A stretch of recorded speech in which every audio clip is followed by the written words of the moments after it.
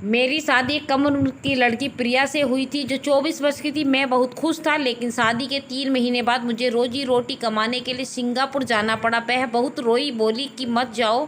मुझे लगा जैसे वह डरी हुई थी। मैंने डर की वजह पूछी तो वह घबरा गई। मेरा सिंगापुर जाना मजबूरी थी। मैं चला गया, लेकिन वह मुझसे बात भी नहीं करती थी। 6 महीने बाद जब मैं गुस्से में हिंदुस्तान वापस आया, यह सोच कर कि उसका दिमाग ठीक करूँगा, तो देखा कि मेरे घर पर ताला लगा हुआ था। मैं हैरान रह गया और पड़ोसी से पूछा कि मेरी पत्नी और घरवाले कहाँ गए। अभी मैं पूछ ही रहा था कि घर के अंदर से हल्की सी चीख सुनाई दी। मैंने तुरंत ताला तोड़ा, अंदर गया तो जो दृश्य देखा, मेरी आंखें फटी की फटी रह गई। मैं जैसे ही वापस जाने के लिए मुड़ा, मेरे दिल को अजीब सी बेचैनी महसूस हुई। ऐसा लगा जैसे मैं यहाँ कुछ छोड़कर जा रहा हूँ, मुझे यहाँ से नहीं जाना चाहिए। मैंने घबराकर चारों ओर देखा। मोहल्ले वाले अपने अपने घरों में लौट चुके थे। जब उन्हें पता चला कि मैं सिंगापुर से वापस आ गया हूँ तो वे मुझे मिलने आए थे, लेकिन दरवाजे की ओर इशारा करते हुए बोले कि तुम्हारे जाने के 3 महीने बाद ही यहाँ ताला लग गया था। इसके बाद हमने कभी किसी को भी इस घर में आते जाते नहीं देखा। पता नहीं तुम्हारी पत्नी कहाँ चली गई। यह बातें सुनकर मेरे रोंगटे खड़े हो गए, लेकिन मैं संयम से खड़ा रहा। मेरे दिमाग में यह भी चल रहा था कि पता नहीं मेरी पत्नी के साथ क्या हुआ होगा। जब मैं अपने घर गया तो माँ ने भी दुख जताया और कहा तुम्हारे जाने के बाद मैंने प्रिया से कहा था कि मेरे पास आकर रह लो, लेकिन उसने मना कर दिया। पहले पहले तो मैं बहुत हैरान हुई, जोर भी दिया कि जैसे अकेली रहोगी, मगर वह अपनी बात पर अड़ी रही, कहती रही नहीं मैं यहीं पर रहूंगी। तो मैंने कोई ज़बरदस्ती नहीं की। 1 हफ्ते बाद जाकर देखा तो तुम्हारा घर बंद था। लोगों से पूछा तो उन्हें भी कुछ नहीं पता था। वह बातें जैसे जैसे मैं सुनता था जा रहा था, उतना ही परेशान होता जा रहा था। माँ मुझे समझा रही थी कि चलो कोई बात नहीं, मिल जाएगी, और अगर ना भी मिली तो वह खुद छोड़कर गई होगी। उसके पीछे खुद को मत थकाओ और चैन से रहो। मैं 30 वर्ष का रोहन नींद की गोली खाकर सोने चला गया। कुछ देर की कोशिश के बाद नींद भी आ गई। पता नहीं मैं कितनी देर तक यूं ही सोता रहा। अचानक मुझे एक अजीब सा सपना आया। प्रिया मेरे ख्वाब में थी और मैं बहुत ज़ोर ज़ोर से रो रही थी। कह रही थी रोहन तुमने अच्छा नहीं किया, मुझे इन दरिंदों के हवाले करके चले गए। यह मुझे जानवरों की तरह रखते हैं। रोहन तुम कहाँ हो, भगवान का वास्ता है मुझे बचा लो। यह कहते ही वह फूट फूट कर रोने लगी। मैं उसे दिलासा देने के लिए जैसे ही आगे बढ़ा, मेरा सपना टूट गया। मैंने जोर से प्रिया को पुकारा, लेकिन वह केवल मेरे ख्वाब में थी, हकीकत में नहीं। मैं बौखला कर इधर उधर देखने लगा और खुद को अपने कमरे में बिस्तर पर पाया, परंतु उठकर पानी का एक गिलास पिया। इसके बाद मैं मोबाइल लेकर घर के बाहर निकल आया। कुछ समझ नहीं आ रहा था कि कहाँ जाऊँ और कहाँ नहीं। बेचैनी में फिर वापस अपने पुराने घर चला गया। ताला तब भी वैसे ही लगा हुआ था, बल्कि अब उस पर हल्का सा जंग भी दिखाई दे रहा था। मेरे पास उस ताले की चाबी थी। मैंने चाबी से ताला खोला तो पूरा घर वीराना पड़ा था। मैं अंदर गया तो देखा कि सारे कमरे बंद थे। उन्हें खोलकर देखा तो सब कुछ बिखरा हुआ था। प्रिया के कपड़े, मेकअप का सामान ड्रेसिंग टेबल पर यूं ही पड़ा था जैसे वह अभी अभी तैयार होकर कहीं गई हो। उसके कपड़े भी इधर उधर फैले हुए थे। रसोई में गया तो वहाँ भी कोई सब्जी चूल्हे पर रखी थी, मगर अब उसमें से सड़न की बदबू आ रही थी। पानी का गिलास, चाय के जूठे बर्तन। जैसे जैसे मैं देखता जा रहा था, एक अजीब सी घबराहट हो रही थी। पूरा घर ऐसा लग रहा था जैसे कोई बस 5 मिनट के लिए बाहर गया हो और फिर कभी वापस न आया हो। मैं वहीं खड़ा खड़ा प्रिया की माँ को फ़ोन लगाया तो वह रोने लगी। बोली हमने अपनी बेटी की शादी की थी तुमसे, लेकिन जब से वह उस घर में विदा होकर गई है तुमने उससे सारे रिश्ते तोड़ दिए। मैंने जल्दी से कहा आंटी मैं यही बताने वाला था आपको, लेकिन उन्होंने मेरी बात काट दी और बोली 3 महीने पहले उसने अजनबियों की तरह फ़ोन किया और कहा कि वह सिंगापुर जा रही है अपने शहर के पास। पता नहीं अब संपर्क हो भी पाएगा या नहीं। मैंने जल्दी से पूछा बेटी क्यों नहीं होगा संपर्क, तो वह रोते हुए बोली माँ रोहन बहुत गुस्से वाले हैं। यह कहकर उसने फ़ोन काट दिया और आज तुम मुझे फ़ोन कर रहे हो। मैं तो मुसीबत में आ गई हूँ। अपनी बेटी तुम्हारे साथ ब्याह कर यह रो रही थी, जबकि मैं हैरान परेशान उनकी बातें सुन रहा था। मैंने प्रिया को सिंगापुर नहीं बुलाया और ना ही मैंने उसे कभी मना किया कि वह अपने घर वालों से कोई संपर्क न रखे। मुझे तो इस बात की बिल्कुल भी परवाह नहीं थी, बल्कि शादी के शुरू के दिन में अक्सर मैं उनसे पूछा करता था कि आज तुमने अपने मायके में बात की है कि नहीं। वह अगर नहीं करती तो मैं अपने सामने बैठाकर उसे फ़ोन करवाता। फिर अगर यह बात अपने मायके में नहीं है तो कहाँ जा सकती है। यह बात मुझे बहुत ही परेशान कर रही थी। मैंने फ़ोन काट कर एक दो और जान पहचान वालों को फ़ोन किया, मगर उन्होंने भी साफ इनकार कर दिया कि उन्हें मेरी पत्नी के बारे में कुछ नहीं पता। मैं कहीं चारपाई पर सिर पटक कर बैठ गया। काफ़ी देर बाद उठा, लेकिन वहाँ से हासिल भी क्या होना था। मुझे एक अजीब सा एहसास हुआ जैसे प्रिया यहीं कहीं मौजूद हो, मगर मैंने तो पूरा घर छान मारा था और वह मुझे कहीं नहीं मिली।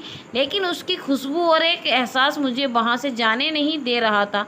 कुछ देर और वहीं रुकने के बाद मैं चुपचाप बाहर निकल आया। वह मेरा रुख पास के थाने की ओर था। वहाँ मैंने प्रिया की गुमशुदगी की सूचना दी तो उन्होंने रिपोर्ट तो लिख ली, मगर मुझे कोई हिम्मत बांधने वाला नहीं जवाब नहीं दिया। उनके मुताबिक लड़की को गुम हुए काफ़ी वक्त हो चुका है। अब जिसने उसे उठाया होगा या जहां वह जाना चाहती थी वह वहां पहुंच चुकी होगी। आपको यह रिपोर्ट गुमशुदगी के 24 घंटे के भीतर लिखवानी चाहिए थी, लेकिन आपने लापरवाही की। अब हमें कोई गारंटी नहीं दे सकते। हाँ, कोशिश ज़रूर करेंगे कि आपकी पत्नी को ढूंढ सके। मैं वहाँ से भी मायूस होकर बाहर निकल आया। बाहर देखा तो एक जगह भारी भीड़ लगी थी। लोग वहाँ खड़े होकर बातें कर रहे थे। शायद कोई बाबा शहर में नया आया था और अपनी बातों की वजह से मशहूर हो चुका था। मैंने सिर झटककर वहां से निकलने का इरादा किया, तभी एक आदमी की बात मेरे कानों में पड़ी। अरे, जब मैं अपने साध्वी जी को लंगर चढ़ाया है, मेरी तो सारी परेशानियां आज ही हल हो गई। अब तो बस यही दुआ है कि वह मेरे लिए कुछ बोल दें। मुझे यकीन है मेरे बड़े मसले भी हल हो जाएंगे। मैंने अचंभे से उन दोनों महिलाओं को देखा जो ना जाने किस सोच की दुनिया में थीं। यही दुआ अगर वे घर बैठकर करती तो शायद उन्हें बिना वजह लंगर और चढ़ावा देने की नौबत ही न आती।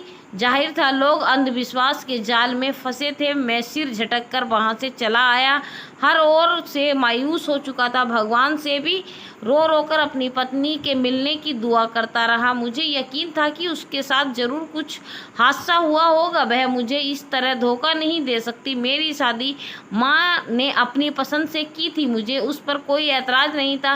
शादी के तुरंत बाद ही मेरी सिंगापुर में नौकरी लग गई। जब माँ को यह बात पता चली तो वह बहुत खुश हुई, लेकिन प्रिया रोने लगी। मैंने उसे चुप करवाया तो वह नरमी से बोली, मैं नहीं चाहती कि आप मुझे छोड़कर जाएं।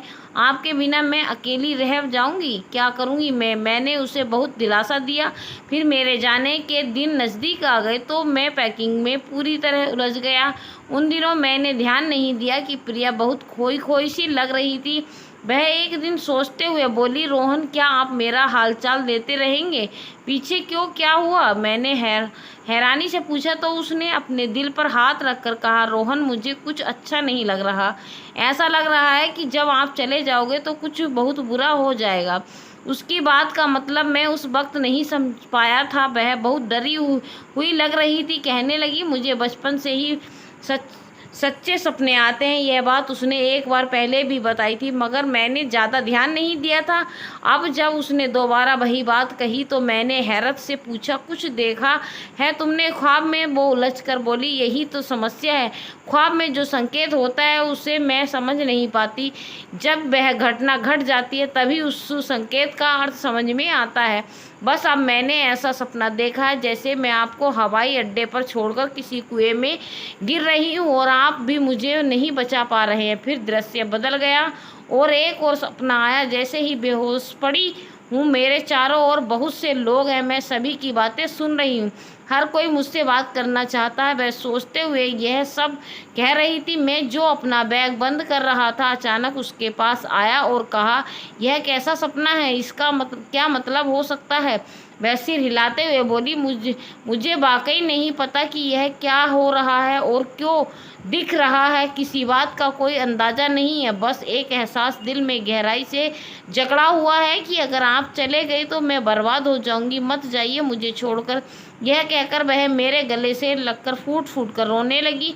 मैंने उस वक्त उसकी बातों पर बिल्कुल भी ध्यान नहीं दिया, क्योंकि तब मुझे विदेश जाने का जुनून सवार था। मेरे पिता भी सिंगापुर में ही काम करते थे। उनके निधन के बाद मैंने उनकी जगह आवेदन किया तो विदेश जाना मेरा बचपन का सपना बन गया था।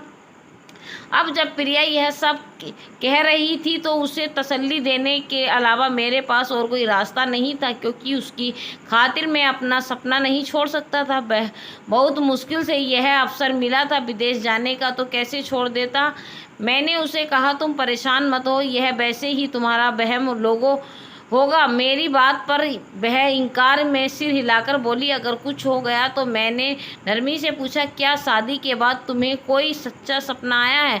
3 महीने हो गए हैं ना हमारी शादी को, इस दौरान कोई ऐसा सपना आया है जो सच हुआ हो? इस पर वह सिर हिलाकर बोली, नहीं, कुछ भी नहीं, बल्कि सपने आना ही बंद हो गए हैं। इस पर मैंने गहरी सांस लेते हुए कहा, फिर क्यों परेशान हो रही हो सकता है तुम मानसिक रूप से थकी हुई हो, इसीलिए यह सब तुम्हारे मन की कल्पना हो, और अगर तुम अच्छा सोचोगी तो ऐसा कुछ भी नहीं होगा। अब मुझे यह बताओ कि कल मुझे जाना है तो क्या तुम मुझे इस तरह परेशान करके भेजोगी? तुम्हें मजबूत बनना होगा। जब तक मैं नहीं लौटता तुम्हें हर बात का सामना अकेले ही करना होगा, समझ रही हो ना? उसने सिर हिलाकर हामी भरी। शादी के तुरंत बाद ही माँ ने हमें अलग कर दिया था। बड़े भाई का अलग घर था और मेरा भी। माँ चाहती थी कि भविष्य में कोई झगड़ा न हो, इसीलिए सबको अलग कर दिया, ताकि अगर कोई खुशी या त्यौहार हो तो सब मिल सके। मेरे समझाने पर वह शांत हो गई। अगले दिन सभी घर वाले मुझे हवाई अड्डे छोड़ने आए। मैं पूरा रास्ता प्रिया को देखता आया। वह अब भी बेचैन थी। रात को जब मैंने उसे कुछ सुकून दिया था, अब उसके चेहरे पर वैसा कुछ नहीं था।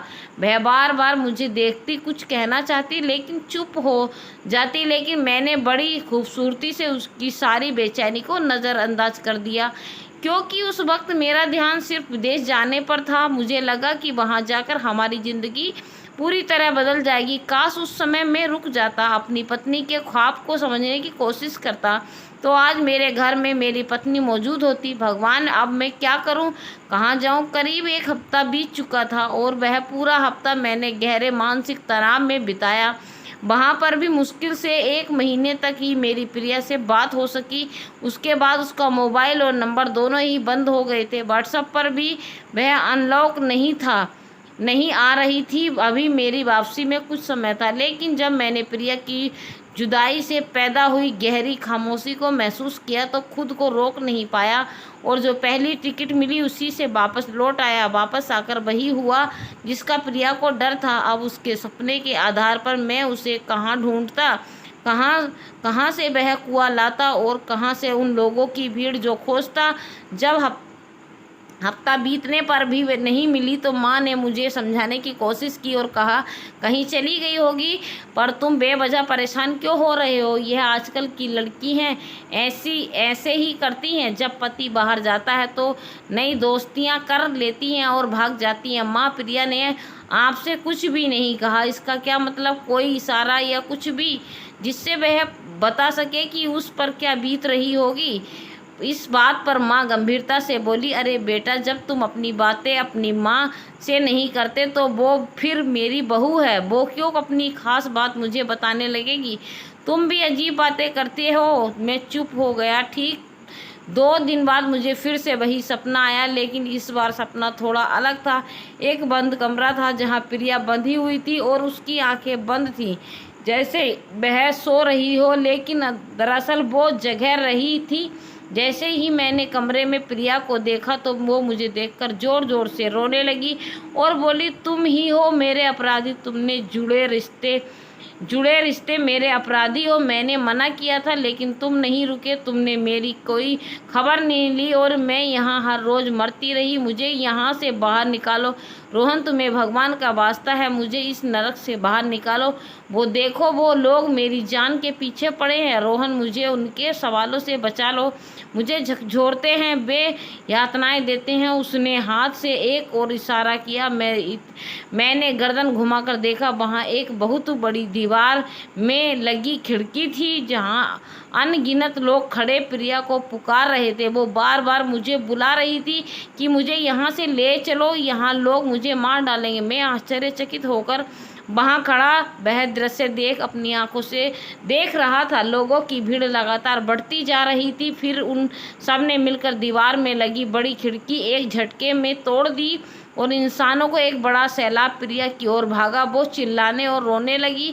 इससे पहले कि मैं उसे बचाने के लिए वहां जाता, वो लोग में कहीं खो गई। बस उसी सपने के बाद मेरी नींद खुल गई। मैंने इधर उधर देखा तो आज भी अपने कमरे में ही था। वह कैसे सपने आ रहे हैं? क्या मुझे कोई संकेत मिल रहा है जिससे मैं प्रिया को खोज सकूं, या फिर यह सपने मेरे दिमाग की उपज है? मैं बाहर आया तो माँ आंगन में बैठी थी। मैं उनके पास जाकर उनकी गोद में लेट गया और रोने लगा। जैसे जैसे वह मुझे दिलासा दे रही थी वैसे ही मेरी रुलाई और तेज होती जा रही थी। माँ, मैं ही हूँ अपराधी, प्रिया के जाने खोने का। वो मुझे मना करती रही कि मत जाओ मुझे छोड़कर, कहती थी अगर गए तो मेरे साथ कुछ बहुत बुरा होगा, लेकिन मैंने उसकी एक भी बात नहीं सुनी। उस वक्त मेरे ऊपर विदेश जाने का जुनून सवार था और मैं किसी भी हालत में वो सुनहरा मौका हाथ से जाने नहीं दे सकता था। लेकिन अब क्या करूं, कहाँ जाकर? अपनी पत्नी को ही खो चुका हूं। माँ मुझे संभालने की बहुत कोशिश करती, वो अक्सर मेरा ध्यान प्रिया से हटाने लगी रहती ताकि बेवजह सोचकर पागल ना हो जाऊं। एक दिन मैं अपने घर यूं ही बैठा हुआ था जब माँ की एक सहेली हमारे घर आई। अरे रोहन, तुम कब वापस आए? भला मैं यहाँ ना आती तो तुम मुझे मिलते भी नहीं। मैं चुप ही रहा। अब जब मैं प्रिया लापता हुई, मैं लोगों को बातों का बहुत कम जवाब देता था। तब तक मान भी वहां आ चुकी थी। वो नरमी से बोली, अरे रिश्तेदारों को लेकर जाती हो, अपने बेटे को साध्वी जी के पास लेकर जाओ। देखो तो पता नहीं क्या परेशानी, इतना घुल गया। कैसी माँ हो तुम, लेकर क्यों नहीं गई? साथ ही उस औरत ने मुझे देखा और अफसोस से अपना सिर नम में हिलाने लगी। बताओ बेटा, एक नहीं क्या साध्वी जी के पास? अरे भगवान पर बहुत श्रद्धा है उनकी, बहुत कारमात है उनके पास। जो भी अपनी परेशानी लेकर जाता है बस फिर वह उसे सपना देकर तुरंत हल बता देती है। मुझे इन बातों पर विश्वास नहीं था।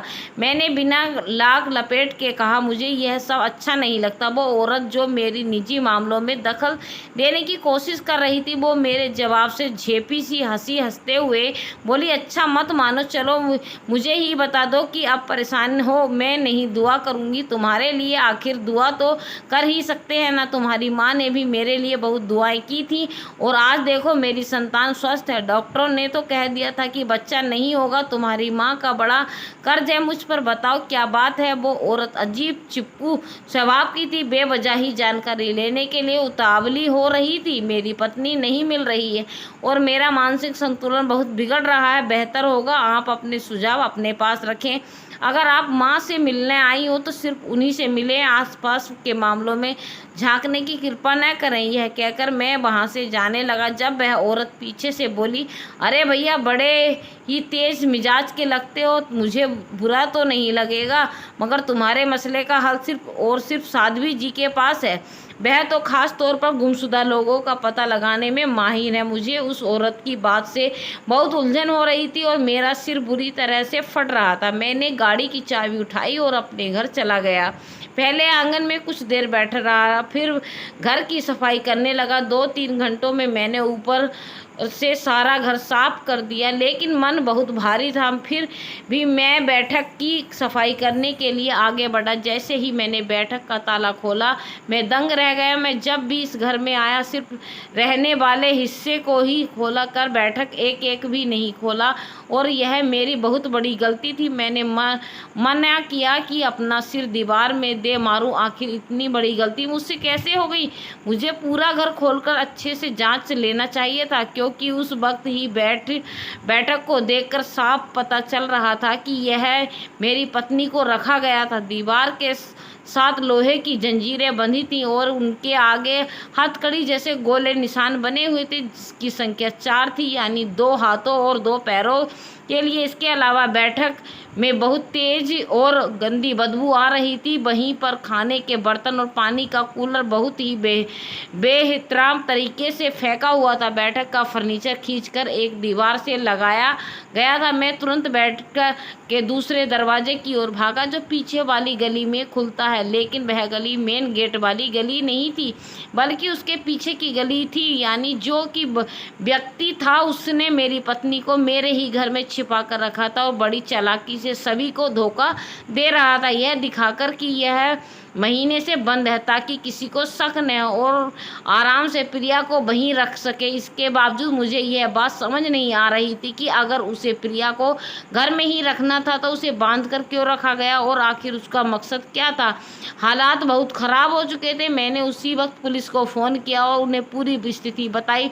कुछ ही देर में पुलिस पहुंच गई और उन्होंने उस जगह की सील कर दिया। हथकड़ियों से उतारकर फॉरेंसिक जांच के लिए भेजा गया। एक दिन में रिपोर्ट आ गई, जिससे यह पुष्टि हुई कि वहां प्रिया ही थी, जिसे कुछ दिन पहले ही वहां से कहीं और ले जाया गया। पुलिस अधिकारियों ने मुझसे पूछा, क्या आपको किसी पर शक है?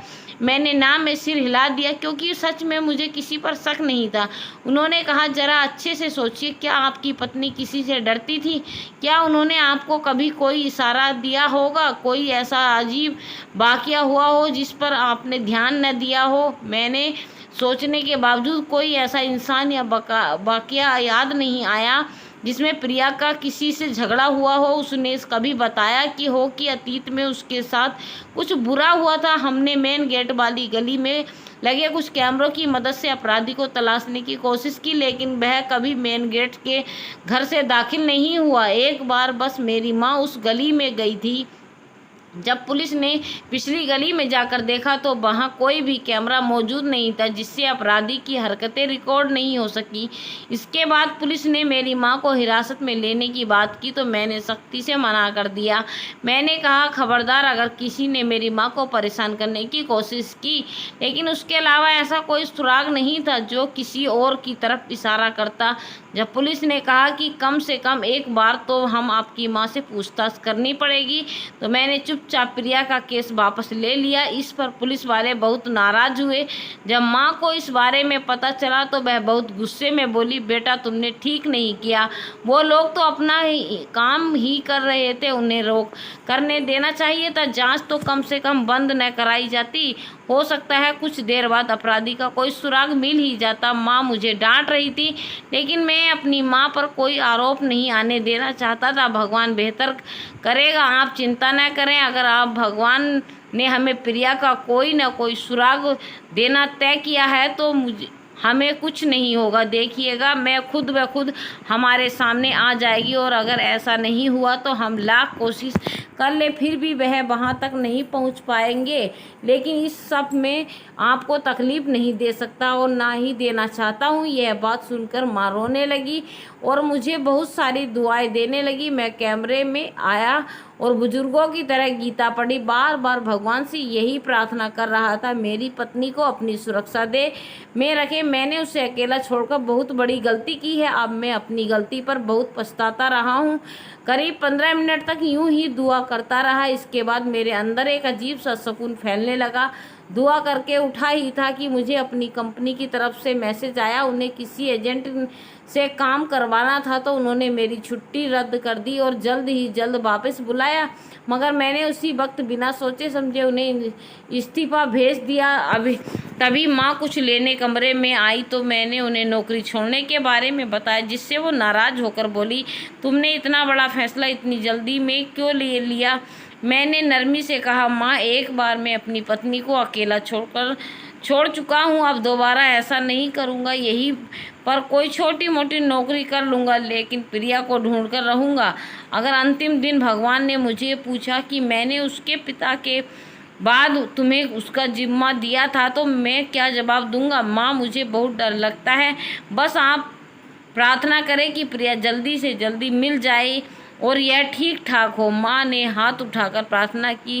करीब 3-4 दिन तक मैं रोज़ अपने पुराने घर जाकर हर चीज़ को ध्यान से देखता। वहाँ नशे और दवाइयों की गोलियाँ व पत्ते भी मौजूद थे। अब धीरे धीरे साफ हो रहा था कि प्रिया को वहाँ दवाइयों के जरिए दबा कर रखा जाता था, शायद इसीलिए कि वह कोई विरोध न कर सके। मैं बहुत कोशिश कर रहा था कि किसी तरह वहाँ से कोई सुराग मिल जाए, कोई निशान या कोई छोटा सा इशारा जिससे कम से कम प्रिया तक पहुँच सकूँ, मगर वहाँ ऐसा कुछ नहीं मिला। मैं बहुत थक चुका था, सो भी नहीं, बैठकर ज़ोर ज़ोर से रोने लगा। पता नहीं कब रोते रोते मेरी आंख लग गई और मैं सो गया। नींद में एक बार फिर प्रिया मेरे सपने में आई। वह बहुत थकी हुई और कमज़ोर दिख रही थी। मुझे देखकर नरमी से बोली, तुम्हें अपराधी क्यों नहीं दिखाई दे रहा? वह तो तुम्हारे आसपास ही है, ज़मीन में छुपा है। मुझे बचा लो, जितनी जल्दी हो सके मुझे ढूंढ लो, वह नहीं तो यह लोग मुझे मार डालेंगे, यही लोग मेरी जान ले लेंगे। मुझे इस नरक से निकालो, किसी ने मेरी सलामती के लिए दुआ कराओ। इसके बाद वह चली गई और मेरी आंखें खुद ब खुद खुल गई। मैं यूं ही फर्श पर लेटा हुआ था, अब उठकर छत को देखने लगा। प्रिया चाहती थी कि मैं उसे ढूंढ निकालूं, यानी जिसने भी छुपाया है वह जान चुका था कि उसकी तलाश कर रहा हूं। अगर जल्दी से जल्दी मैं अपनी पत्नी को नहीं ढूंढ सका तो वे उसे सचमुच मार डालेंगे। तभी वह सपने में इतनी परेशान दिख रही थी। हे भगवान, मैं अब क्या करूं? मुझे कोई राह दिखा, मुझे कुछ समझा दे, मेरी मार्गदर्शन कर कि मैं अपनी पत्नी को ढूंढ सकूं। यूं ही दुआ करते करते मैंने घर के सारे कमरों का ताला लगाया और बाहर निकल आया। मैं अभी मोहल्ले के बाहर निकल ही रहा था कि मुझे प्रिया की सहेली दिखाई दी। मुझे देखकर यह जल्दी से प्रिया के बारे में पूछने लगी। मैंने उससे पूछा, क्या तुम प्रिया से नहीं मिली? वो शर्माते हुए बोली, भैया आपकी शादी के बाद ही तो मेरी भी शादी हो गई थी, फिर मैं सऊदी अरब चली गई, अभी मिलने के लिए आई हूँ। उसी से आपके घर में भी आई थी, लेकिन कुछ काम थे करने वाले, उन्हीं में उलझी रही। जब मैं आपकी और आ रही थी, मैं उदास लहजे में कहा, मैं नहीं सोनम, कोई ज़रूरत नहीं। वो हैरानी से मुझे देखते हुए बोली, क्या हुआ भैया, सब ठीक है? आप परेशान लग रहे हैं क्या? प्रिया ठीक है और आंटी की तबीयत कैसी है? मैंने नम में सिर हिलाया और खुद को संभालते हुए कहा, सोनम प्रिया खो गई है, वो नहीं मिल रही। अरे ऐसा कैसे हो सकता है? कोई छोटी बच्ची तो नहीं जो आप यूं ही परेशान हो रहे हैं? मोहल्ले में ही किसी घर में गई होगी, अभी आ जाएगी। उसकी बात सुनकर मेरी आंखों में अनायास ही आंसू आ गए, जिन्हें मैं बेरहमी से पोंछते हुए कहा, नहीं, वो आपकी भाभी खोई नहीं है, उसे तकरीबन 3 महीने हो चुके हैं। फिर वहीं खड़े खड़े मैंने सोनम को संक्षेप में सारी बात बताई। वो गम से कुछ बोल ही नहीं सकी। मैंने कहा, सोनम तुम तो प्रिया की दोस्त थी, क्या तुम मेरी कुछ मदद कर सकती हो? वो जल्दी से बोली, जी भैया आप बताइए, मैं आपकी हर तरीके से मदद के लिए तैयार हूँ। मुझे यकीन नहीं होता कि वो छोटी सी हंसमुख प्रिया यूँ अचानक गायब हो सकती है। भैया क्या कभी प्रिया ने शादी से पहले या शादी के बाद कुछ बताया? मतलब कोई झगड़ा या किसी ने तंग किया हो या कुछ भी, कोई भी छोटी बात अगर उसने इस बारे में कुछ बताया हो तो भगवान का वास्ता बताइए। वो सोचते हुए बोली, भैया बताया तो था, लेकिन अगर मैं आपको बताऊंगी तो शायद आपको अच्छा नहीं लगेगा। मुझे नहीं लगता कि यह बात मुझे आपसे करनी चाहिए। मैंने तुरंत कहा, तुम परेशान मत हो, जो भी बात हो खुलकर बताओ, मैं हर बात सुनने के लिए तैयार हूँ। बस भगवान का नाम लेकर कुछ तो इशारा दे दो जिससे मैं अपनी पत्नी तक पहुँच सकूँ।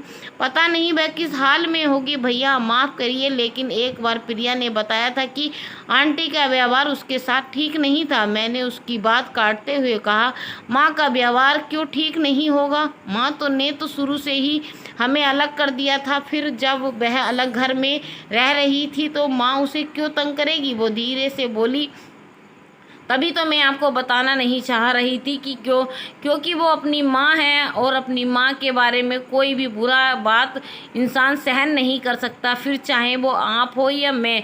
बाकी आपके कोई और बात पूछी तो मुझे बस यही बात याद आई। इसके अलावा मुझे याद नहीं कि प्रिया का कभी किसी से झगड़ा हुआ हो या उसकी कोई करीबी दोस्त रहा हो। यह कहकर वह चुप हो गई। मैंने जल्दी से कहा, नहीं, मुझे बताओ माँ की क्या बात करती थी? वो बता रही थी, मुझे ठीक से याद नहीं, लेकिन उसने बताया कि आंटी उसे कुरेदती थी। उन्होंने यह भी कहा कि तुम्हें सच्चे सपने आते, तभी मैंने तुम्हें अपनी बहू बनाकर लाया है ताकि तुम मेरे लिए कोई रास्ता दिखा सको। आंटी उसे मजबूर करती थी, कभी अपना कोई मसला बताकर, कभी किसी सहेली या रिश्तेदार का जिक्र करके कि जिसका हल बताओ। प्रिया सपने में कुछ देखने से इनकार करती थी, कहती थी कि यह मेरे अधिकार में नहीं है, लेकिन आंटी कहती थी तुम जानबूझकर मना कर रही हो, जबकि तुम्हें सब कुछ दिखता है, तुम भविष्य देख सकती हो। जबकि ऐसा बिल्कुल नहीं था भैया, मैं बचपन से प्रिया को जानती हूँ। उसे सच्चे सपने कभी कभार ही आते थे। बस एक बार उसने आंटी के बारे में यह सब बताया था। यह सब सुनकर मैं बेशब्द रह गई, क्योंकि आज तक माँ ने या प्रिया ने मुझे कभी इन बातों का जिक्र नहीं किया था। सोनम, जो कुछ भी तुम बता रही हो क्या वो सच है? वो नरमी से बोली। भैया, मैं आपकी कसम खाकर कहती हूँ, बल्कि शायद मेरी कसम पर भी आपको विश्वास न हो तो मैं ईश्वर की कसम खाकर कहती हूँ कि जो कुछ बताया यह सच है। और यही भी बता दूँ कि प्रिया आपके बातें छुपाती थी। वह नहीं चाहती थी कि यह बातें आपको पता चले और आपके और आंटी के बीच कोई गलतफहमी पैदा हो। इसके बाद कुछ और बात करके मैं वहाँ से चला आया और मेरा रुख घर की ओर था। मैं माँ से इन बातों की पुष्टि करना चाहता था। सोनम ने कसम तो खा ली थी, लेकिन जब तक मैं अपनी माँ से इन बातों की सच्चाई की जांच पड़ताल न कर लेता तो मुझे चैन नहीं मिलता। प्रिया ने सपने वाली बात तो मुझे शादी के बाद ही पता चली थी, और वह भी खुद प्रिया ने ही बताई थी, जबकि माँ ने इस तरह की किसी बात का जिक्र मुझसे कभी नहीं किया था। मुझे याद था कि मेरी बहन ने एक बार बातचीत के दौरान बताया था कि जब दोनों की शादी नहीं हुई तब उसका एक गहना कहीं खो गया था।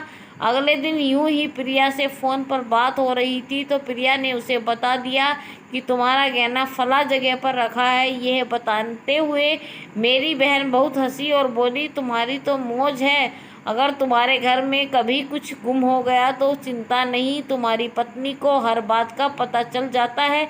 मैंने इस बात पर ध्यान नहीं दिया, लेकिन अब एक लड़की कड़ी झुकड़ी जा रही थी। मैं पैदल ही घर की तरफ चल पड़ा। तभी मुझे एक बार फिर से जगह दिखाई दी जहां लोग बड़ी श्रद्धा से कतार में खड़े थे। उसी वक्त मुझे प्रिया का सपना याद आया, जिसमें वह कह रही थी कि किसी ने दुआ करो लो। मुझे उन सब बातों पर विश्वास नहीं था, लेकिन प्रिया पर था।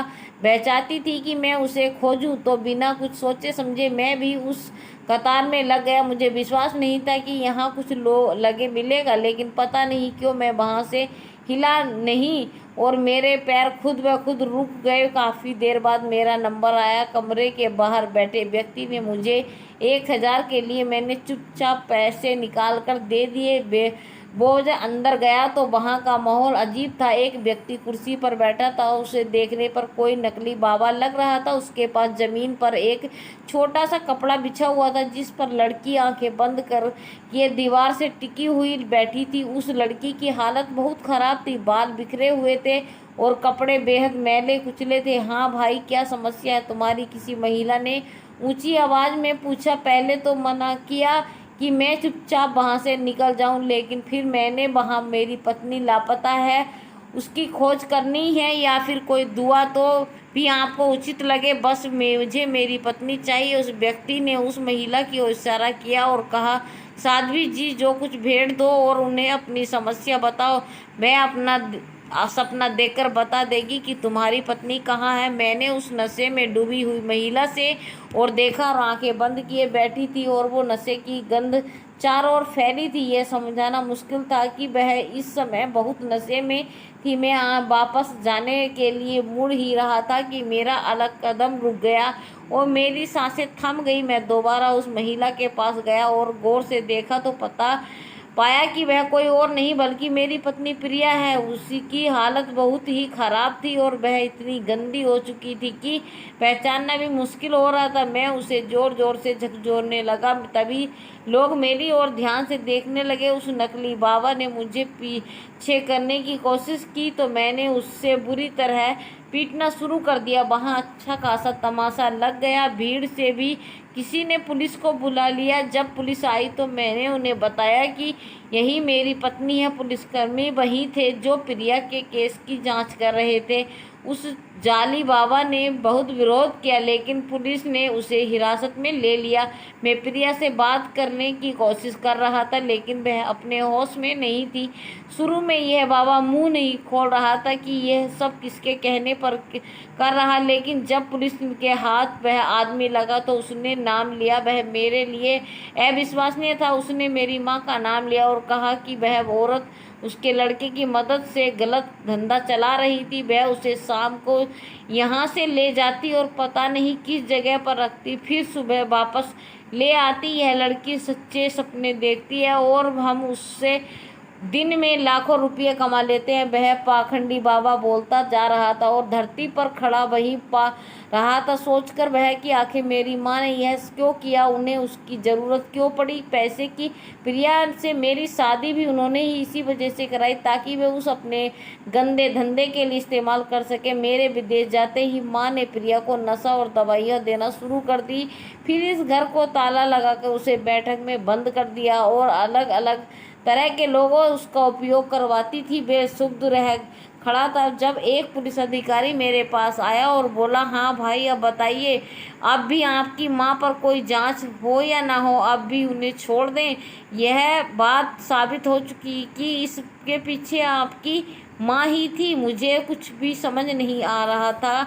माँ को पुलिस अपने साथ ले गई और उन कड़े आरोप लग गए। प्रिया को बहुत भारी मात्रा में नशे की दवाइयाँ दी जाती थी जिससे वजह से उसका इलाज शुरू हुआ। धीरे धीरे प्रिया की तबीयत में सुधार आने लगा लेकिन हमारे रिश्ते पर जोर लगाया माँ अब सलाखों के पीछे थी और मैं अपने भीतर के उस सुकून से जूझ रहा था जिसमें अपने सपनों की साजिश, प्यार का टूटन और विश्वास की मौत शामिल थी। जिंदगी जैसे अचानक ठहर गई थी। अब सब कुछ फिर से शुरू करना था लेकिन इस बार बिल्कुल अकेले। तो दोस्तों, इस कहानी का नैतिक संदेश यह है कि अंधविश्वास, लालच और अपने व्यर्थ के लिए किसी के जीवन को खिलवाड़ करना एक दिन सामने आ ही जाता है। सच्चाई चाहे जितनी भी छुपाई जाए अंत में उजागर होती है। किसी के सपने, रिश्तेदार और भावनाओं के साथ धोखा देना सबसे बड़ा अपराध है और आपका परिणाम न केवल कानून देता है बल्कि समय और नियत भी